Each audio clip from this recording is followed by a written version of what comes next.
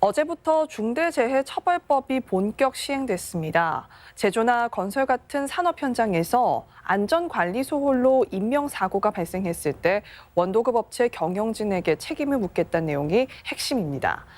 안전불감증에 맞서 의미 있는 첫걸음을 내디뎠는데 산업계와 노동계는 서로 결이 다른 불만을 보이고 있습니다. 자세한 소식 한범수 기자가 전해드립니다. 지난해 6월 전주 효자동의 오피스텔 공사 현장. 타워 크레인 해체 작업을 하던 하청업체 노동자 60살 한모 씨가 철제 구조물 위에서 중심을 잃고 20m 아래 바닥으로 떨어져 숨졌습니다. 시공사가 작업 시간을 줄이려고 정해진 순서를 지키지 않았다가 사고가 발생한 것이었습니다. 검찰이 산업안전보건법 위반 혐의로 기소한 책임자는 협력업체 대표와 시공사 현장 소장뿐. 그런데 앞으로 산업 현장에서 안전관리 소홀로 인해 인명사고가 발생하면 원청업체 최고 경영자를 형사 처벌할 수 있습니다. 1년간의 유예기간을 거친 중대재해처벌 등에 관한 법률이 시행됐기 때문입니다. 중대재해법에 따르면 최고 경영자는 사망자 발생 시 1년 이상 징역 또는 10억 원 이하의 벌금형을 받게 됩니다. 사망사고가 아니더라도 형벌을 피할 수 없습니다. 또 원청이나 하도급 업체 노동자가 아닌 일반 시민이 피해를 입어도 처벌 대상이 됩니다. 중대재해 범위에 중대산업재해와 함께 중대시민재해가 포함됐습니다.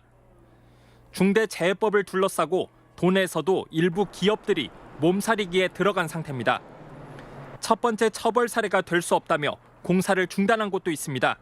기업들이 27일부터 2월 6일경까지 강제 휴무에 들어간다고 그런 소리를 들었는데 실제로 27일이 되니까 강제 휴업에 들어가겠다.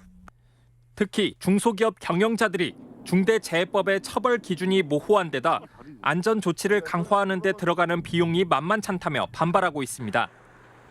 지역 노동계는 오히려 중대재해법의 실효성이 떨어진다며 사업주와는 결이 다른 불만을 드러냅니다. 지난 2018년부터 도내에서 중대재해가 발생한 사업장들 가운데 단 2곳을 제외하고 모두 50인 미만 업체였습니다. 현행 규정대로면 이들 업체들은 50인 이상이거나 10억 원 이상 공사가 이루어지는 사업장이 아니기에 처벌 대상에서 제외됩니다. 지난 2020년 전주 만성동에서 상가 건물을 짓다가 인명피해를 일으킨 모 원청업체의 경우 현행 중대재해법으로도 제재가 불가능합니다. 소형 사업장에서 약 80%가 일어나고 있습니다. 그런데도 불구하고 중대재해기업처벌법이 50인 미만 소형 사업장에 적용되지 않는다는 것은 굉장히 후퇴된 법안이다.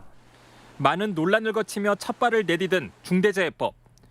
효과를 내기 위해선 정부 당국과 사법부가 법 적용에 엄격해질 필요가 있다는 의견도 나오고 있습니다. MBC 뉴스 한범수입니다.